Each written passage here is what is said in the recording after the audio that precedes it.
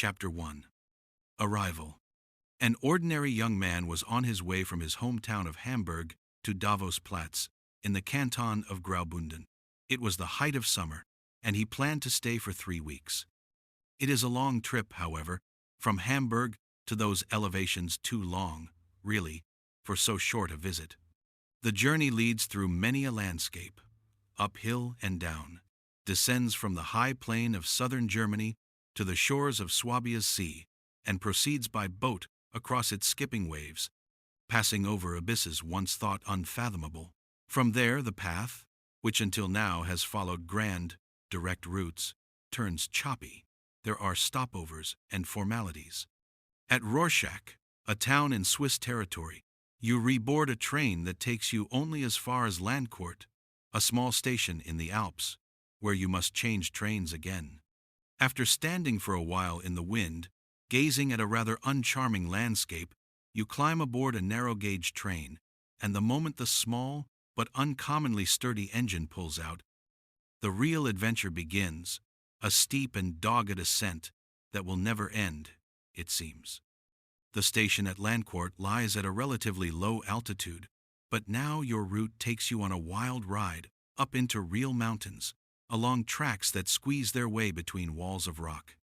Hans Castorp, that is the young man's name, found himself alone in a small compartment, upholstered in gray. With him he had an alligator valise, a present from his uncle and foster father, Consul Tianapel.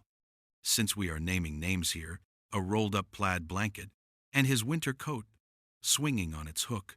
The window was open beside him, but the afternoon was turning cooler and cooler, and, being the coddled scion of the family, he turned up the silk-lined collar of his fashionably loose summer overcoat.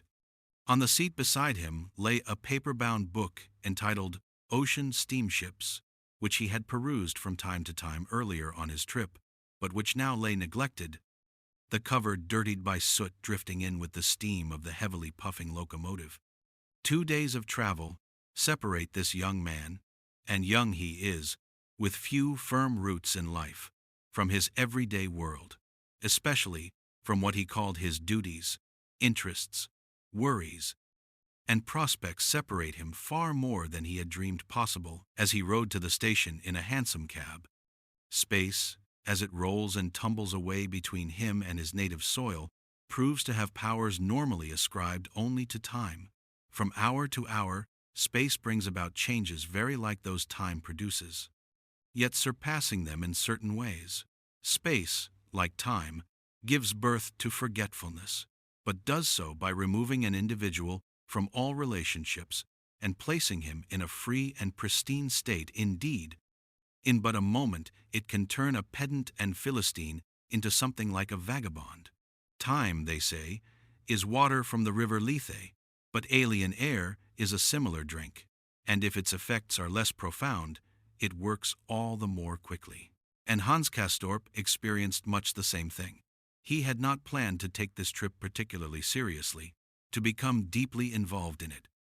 His intention had been, rather, to put it behind him quickly, simply because that was how things had to be, to return quite the same person he had been at departure, and to pick up his life again where he had been forced to leave it lying for the moment. Only yesterday he had been totally caught up in his normal train of thought, preoccupied with what had just occurred, his exams, and with what was about to occur, his joining the firm of Tunder and Wilms dockyards, machine works and boilers, and looking well beyond these next 3 weeks, with as much impatience as his nature allowed. But now it seemed to him that present circumstances demanded his full attention, and that it was inappropriate to shrug them off.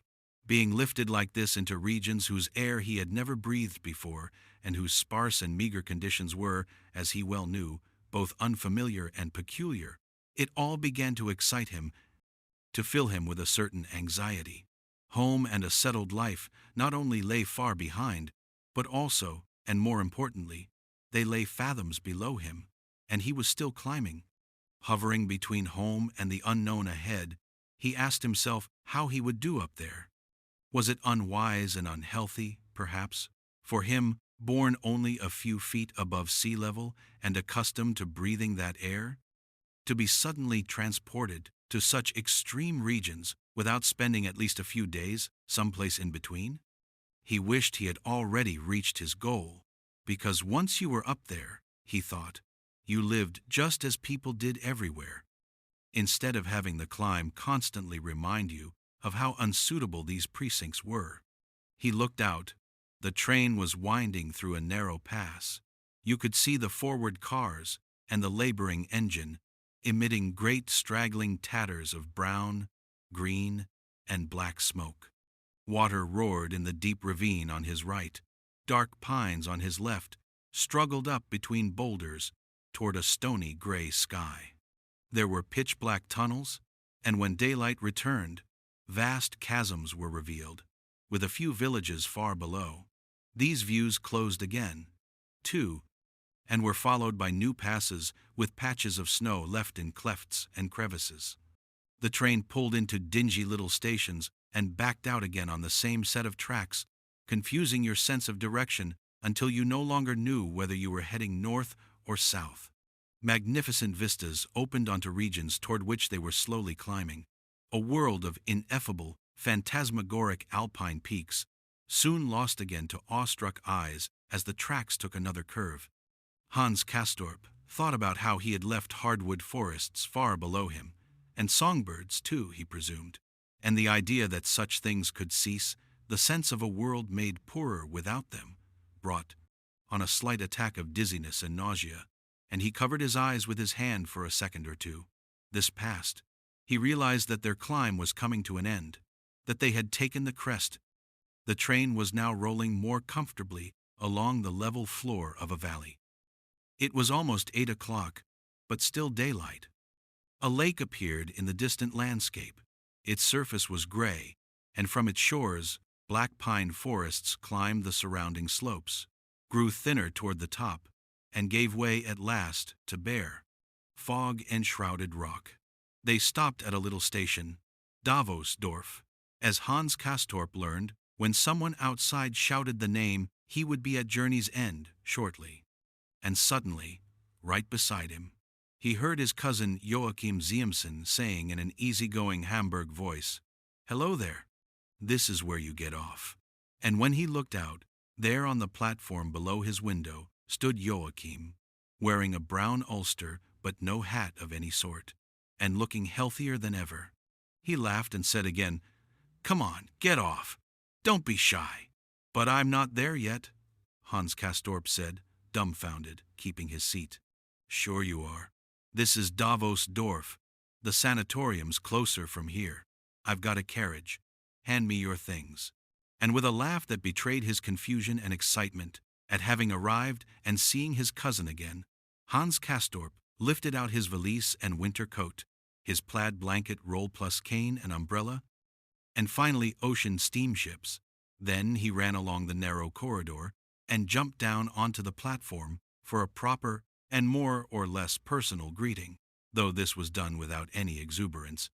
As is fitting between people who are cool and reserved by custom, strangely enough, they had always avoided calling one another by their first names, purely out of fear of showing too much warmth of emotion. And since they could not very well address one another by their last names, they confined themselves to the use of familiar pronouns, now a deeply rooted habit between the two cousins. They quickly shook hands with some embarrassment. Young Ziemsen, never losing his military bearing, watched all the while by a man in livery with a braided cap, who then approached and asked Hans Castorp for his baggage ticket. This was the concierge of the International Sanatorium Berghof, and he proved quite willing to fetch the guest's large trunk from the station at Davosplatz, while the gentlemen themselves drove on ahead to dinner. The man had an obvious limp, and so the first thing that Hans Castorp asked Joachim Ziemsen was, "Is he a war veteran? Is that why he limps so badly?" "Right, a war veteran," Joachim replied, somewhat sarcastically. "He's got it in the knee, or had it, that is, now that he's had his kneecap removed." Hans Castorp mulled this over as rapidly as possible. "Oh, I see," he said. lifting his head and hastily looking back as they walked on. "But you're not going to try to tell me that you still have anything like that, are you? You look as if you've already received your commission and were just home from maneuvers." And he gave his cousin a sidelong glance. Joachim was taller than he, with broader shoulders, the picture of youthful vigor, a man made for a uniform. He was very dark-haired, a type not all that uncommon in his blonde hometown, and his naturally dark complexion was now tanned almost bronze. With his large black eyes and dark little mustache above full, finely chiseled lips, he would have been downright handsome if his ears had not stood out so badly. For most of his life, they had been his one great sorrow, his only care. Now he had other worries. "You will be coming back down with me, won't you?" Hans Castorp went on. "I really see nothing standing in your way." "Back down with you?" his cousin asked, turning to him with large eyes that had always had a gentle look, but that in the last 5 months had taken on a weary, indeed sad expression. "When do you mean?" "Why, in 3 weeks." "Oh, I see you're already thinking about heading back home," Joachim replied. "Well, wait and see. You've only just arrived. 3 weeks are almost nothing for us up here, of course. But for you, just here on a visit and planning to stay a grand total of 3 weeks, for you, that's a long time. Acclimatize yourself first, and you'll learn that's not all that easy. Besides, the climate's not the only unusual thing about us. You'll see quite a few new sights here. Just watch. And as for what you've said about me, well, I'm not in such fine feather as all that, my friend. Home in 3 weeks. That's a notion from down below. I'm nicely tanned, of course, but that's mostly from the snow and doesn't mean much, as Behrens is always saying. And at my last regular checkup he said that it's fairly certain it will be another 6 months yet." 6 months? "Are you crazy?" Hans Castorp cried. They were taking their seats on the hard cushions of a yellow cabriolet that had stood waiting for them on the gravel apron in front of the station, itself not much more than a shed. And as the pair of bays began to pull, Hans Castorp spun around now in vexation. 6 months? You've already been here for almost that long. We don't have that much time in life." "Ah, yes, time," Joachim said, nodding to himself several times, paying no attention to his cousin's honest indignation.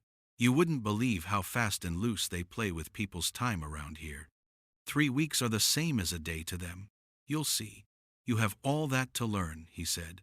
And then he added, "A man changes a lot of his ideas here." Hans Castorp gazed steadily at his profile. "But you really have made a splendid recovery," he said, shaking his head. "Do you think so?" Joachim replied. "It's true, isn't it? I think so too," he said, sitting up taller against the cushioned back, but immediately slumping again, a little to one side. "I am feeling better," he explained, "but I'm not yet entirely well either. The upper left lobe, where the rattling used to be, there's only a little roughness there now.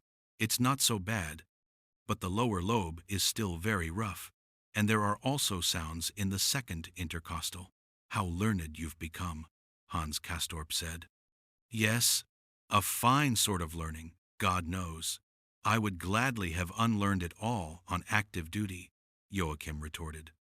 "But I still have sputum," he said with a nonchalant, but somehow vehement, shrug that did not suit him at all. And now he pulled something halfway out of the nearer side pocket of his ulster, showed it to his cousin, and put it away again at once a curved, flattened bottle of bluish glass with a metal cap. "Most of us up here have one," he said. "We even have a name for it, a kind of nickname, a joke really. Having a look at the scenery, are you?" And indeed that was what Hans Castorp was doing, and he exclaimed, "Magnificent!" "You think so, do you?" Joachim asked. They had first taken a street that was faced by an irregular pattern of buildings and ran along the railroad tracks, following the valley's axis, but then turned left and crossed the narrow tracks and a brook. And they were now trotting up a gently rising road in the direction of wooded slopes and a low outcropping meadow where an elongated building stood, its facade turned to the southwest, topped by a copper cupola, and arrayed with so many balconies that, from a distance as the first lights of evening were being lit, it looked as pockmarked and porous as a sponge. Dusk was falling fast. A pale red sunset that had enlivened the generally overcast sky faded now, leaving nature under the transient sway of the lackluster, lifeless, and mournful light that immediately precedes nightfall. Lights were coming up in the long, meandering, populous valley, dotting its floor and the slopes on both sides, particularly on the swelling rise to the right, where buildings ascended a series of terraces. Paths led up the meadowed hills on their left, but were soon lost to sight in the dull black of pine forests.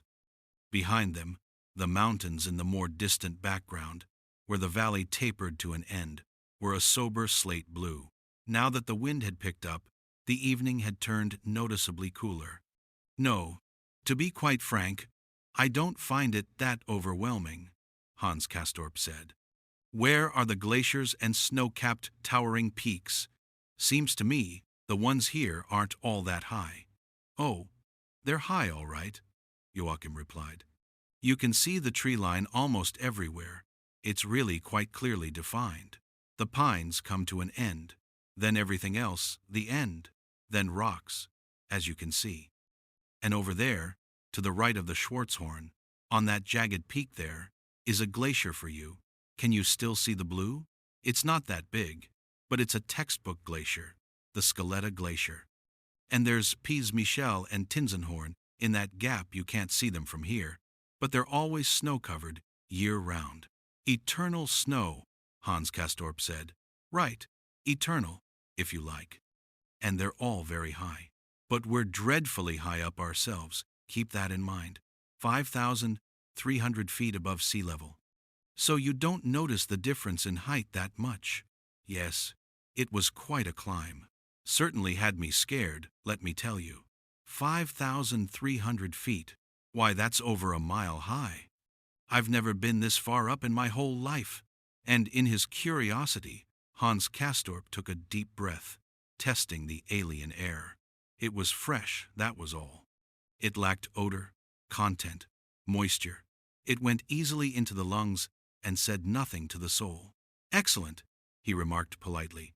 Yes, the air is famous. But the landscape is not showing itself to its best advantage this evening. It can look better, especially in the snow. But you soon get your fill of staring at it.